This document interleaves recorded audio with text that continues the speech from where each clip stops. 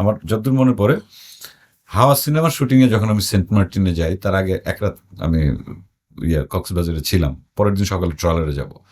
আমি ঢুকলাম, আমি শুনলাম যে আমাকে রিসেপশন থেকে বললো যে এরকম সাকিব ভাই আছে এখানে। তা আমি বললাম যে তাহলে ওকে বলবেন যে আমি আসছি। এই কথা বলার সাথে সাথে সে আমার আমার রুম নাম্বারে ফোন দিয়ে বলেছে, ব্রাদার আমি এখনই চলে যাব, আমার ফ্লাইট, আপনি প্লিজ একটু আমার রুমে আসেন, একসঙ্গে লাঞ্চ করি। আমরা যে কজন ছিলাম গেলাম, ওর যে প্লেটটা, সেই প্লেটটা আমাকে ধরে দিয়ে ও ছোট্ট প্লেটে খাবার নিয়েছে, কোনোভাবেই সে ছাড়লো না। এই সম্পর্ক হচ্ছে শাকিব খানের সঙ্গে আমার। এটা আসলে তো মানে বাইরে থেকে আসলে বোঝা সম্ভব না, অনেকে ভাববে যে নানান ভাবে এটা সম্পর্কের ব্যাখ্যা, প্রতিদ্বন্দ্বিতার একটা জায়গা তৈরি করে, দেখতেই পারে না। আয়নাবাজিতে কিন্তু শাকিব খান নিজে আয়নাবাজির মানে পোস্টার দিয়ে তার পেজ থেকে, তখনও সোশ্যাল মিডিয়া এতটা আসেনি, শুভকামনা জানিয়েছিলেন। যাই হোক, তার সঙ্গে আমি একটা কাজ করব বা যেখানে স্ক্রিন শেয়ার হবে, শাকিব তো প্রচন্ড খুশি, আমি সেটে যাবো, ভাই আপনি ব্রাদার আপনি আসছেন, একসাথে অভিনয় করবো। প্রথম দিন আমারও মোটামুটি হাত পা কাঁপছে, আমি দেখলাম ও কিছুটা, এবং প্রথম ইয়েটাই ছিল, শটটাই ছিল হচ্ছে আমি ওকে গুলি করে মেরে ফেলি, এই শটটা।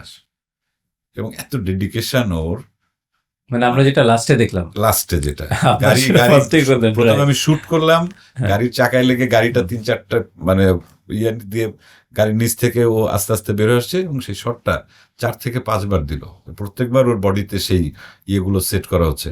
এবং যে মানে যে পিস্তল ইউজ করা হয় আর কি গুলি করার জন্য, সেটা কিন্তু আসলে কিছু গুলি থাকে এবং নির্দিষ্ট একটা রেঞ্জ পর্যন্ত ওই গুলিটা যাবে, তার বাইরে হচ্ছে শুট করতে হবে, তার থেকে দূরে থাকতে হবে। একটা লিমিট আমাকে দিয়ে দেওয়া হলো যে আপনি কিন্তু এর চাইতে বেশি কাছে এসে কিন্তু শুট করবেন না, তাহলে কিন্তু, এবং বুলেট আছে সেতে।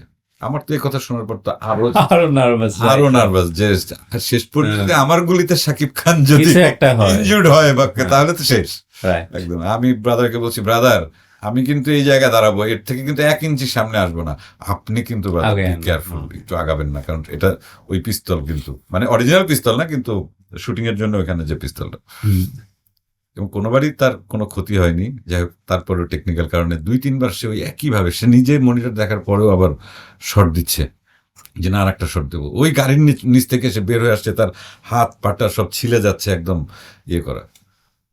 তা খুব চমৎকার একটা অভিজ্ঞতা, এবং সত্যি সত্যি রাফি খুব মজা করে আমাকে দিয়ে কাজটি করিয়ে নিল।